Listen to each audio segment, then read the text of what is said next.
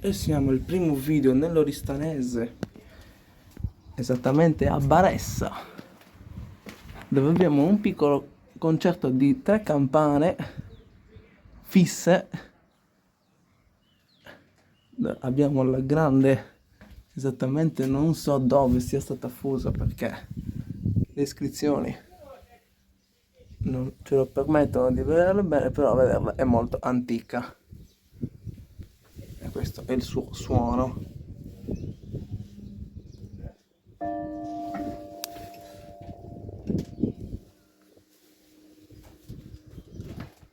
Poi abbiamo la seconda, questa è più recente, fusa da Capanni nel 1990.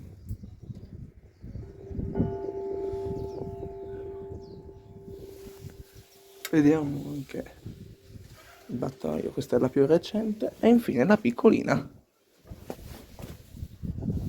fusa, che è antica, non sappiamo esattamente da dove, neanche l'anno.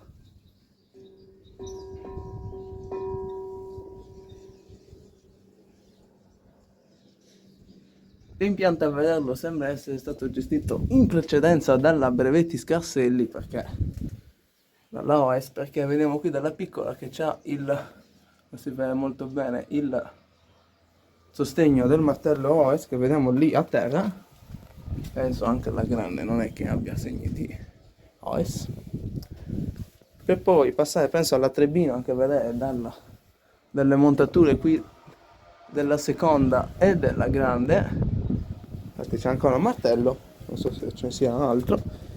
E infine dalla Beltron, che ha montato giù in sacrestia il quadro e il martello canonico su tutte e tre le campane.